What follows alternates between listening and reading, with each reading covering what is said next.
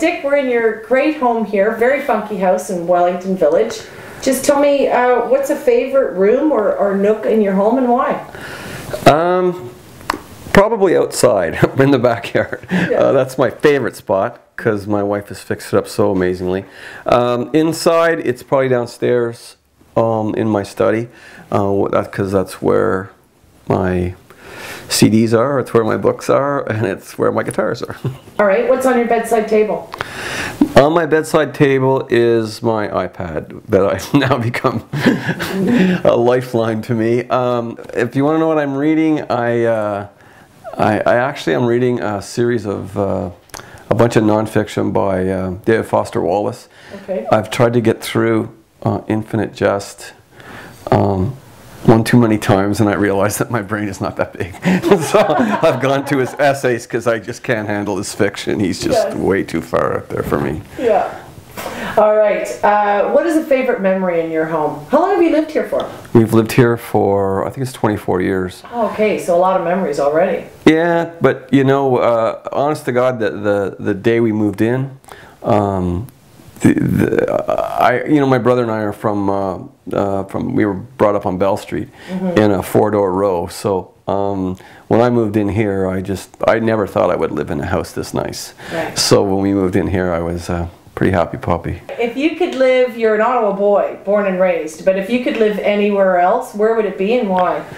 In this house? Can I move the house? Oh, sure. Okay, I love California. I spent a lot of time in California, especially when I was doing video games and stuff. And I would move the house probably south of LA, Hermosa Beach area, overlooking the Pacific. That'd be nice. Nice. The Pacific was right there. None of this Ottawa winter either. Yeah, not a big fan of the winter, no.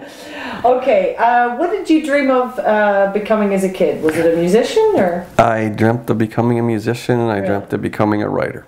And that's what I became. So, lucky lucky me. Yeah, it's no small feat in this country either to become either one of those things. So, I'm pretty lucky. Dick, what is your idea of happiness? I think doing anything creative, like on a business level, it's as long as I'm doing something creative, you know, I'm pretty happy. On a, you know, whether that's songwriting or freelance writing or whatever I'm doing, teaching. I teach now.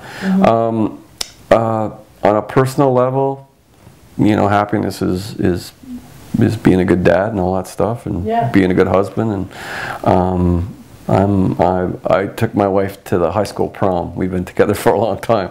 And she won't let you say how many years, though. No, I know. It's, but you've been together since you were 15. She will kill me if I mention age or anything like that. So, yeah, we've been together a ridiculously long amount of time. And but I'm pretty lucky, you know, like you know, to wind up with the person you love. It's pretty neat. Yeah, exactly. All right. Who are your heroes? They can be musical or otherwise. I have a lot of like literary heroes, you know, because I have a degree in literature. I've written, you know, most of my life. I have a lot of, you know, Nathaniel West or J.P. Donlevy or Terry Southern, those kind of guys. Music. I mean, I have a lot of musical heroes. I guess the trouble with musical heroes is, and we toured with a lot of them, is, you know, you're usually let down on a personal level. I find it's better to just listen to the music and let them be your musical heroes, because, you know, once you actually meet them, a lot of times you're disappointed.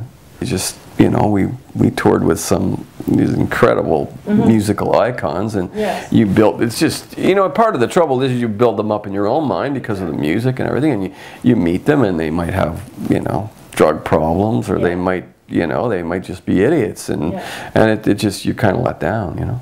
I guess oftentimes they're just all too human, right? Yeah, a little, that, and sometimes they're just, they're dicks, you know, I mean,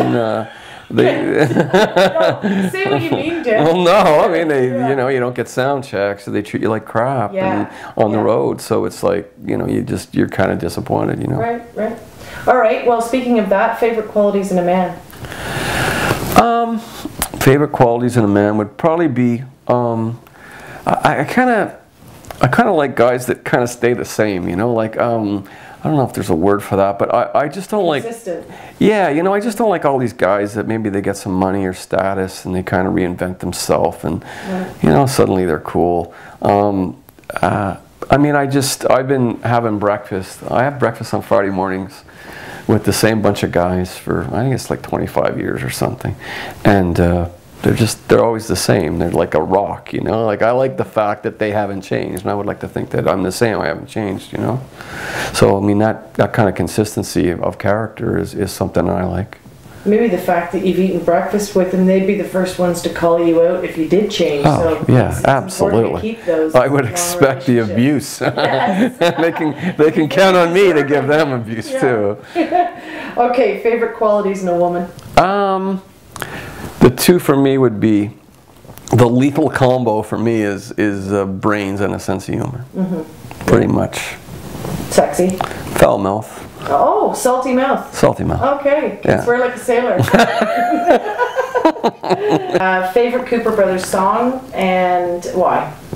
It would have to be "The Dream Never Dies" because it's the song that, you know, kind of put us on the map. Yeah. It's certainly not the best song I've ever written or the most interesting even, but it's, you know, whenever we play, I mean, even people come up to me on the street and the song means so much to them. I mean, it's remarkable what that song has, you know, if you Google it, it's pretty funny. You see "The Dream Never Dies" in speeches that people make in American politics, and it's taken on this life of its own, the lyrics to that song. So as a songwriter, that's pretty special. What was the best concert you have ever seen? Perhaps not played at, but or both? Yeah, we played at a few. It would probably be when I was a kid and I went to see the Stones when they played Ottawa in '64. Yeah. And it really, I mean, I'm not even a huge Stones fan, but I mean, it was just like that first big concert I saw, and I was just, you know, if there was any question that I was gonna get into music, that day I thought, okay, I want to do this. Second place would, I stumbled into this little bar in Vegas a few years back, and Larry Carlton was playing, who was one of my big guitar heroes. You know, he played with Steely Dan and all this stuff, and it was kind of one of those things where you just serendipity, you know. I ran into one of my heroes and got to see him play in a small club, and it was freaking amazing. Did you meet him afterwards? Yeah, absolutely, I did. Yeah. I stayed for both shows. They told the people to leave after the first show, and I said, no, I don't think so. and the maitre d' goes, what do you mean? I said, man, I've been waiting like 25 years to see Larry Carlton. He goes, okay, just stay. And I said, well, I'll pay. He goes, no, he said, stay. And then Larry Carlton came out, and his band came out to have dinner.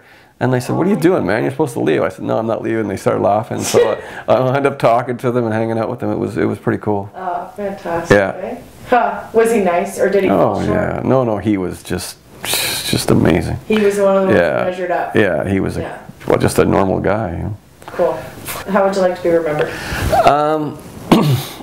Well, I guess there's no other epitaph for me than "The Dream Never Dies." Okay. That's pretty much written. My wife's probably already gone and talked to the guy about putting it on my headstone, you know, as she puts poison in my food. But you know, I mean, you'd like to maybe think professionally that some of your work would live on a personal level. I mean, you know, you would like to think that you have been a good husband or dad and all that stuff.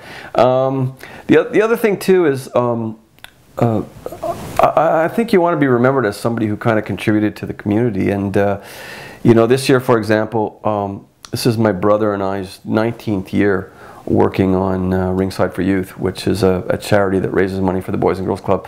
We've raised over $2 million. Wow. And I didn't know that. Yeah, and it's something we kind of do on the side, and to help out. And we helped set up Children's Wish in Ottawa years ago, and so it's those kind of things that you'd kind of like to think that maybe you left the community a better place than how you found it, you know.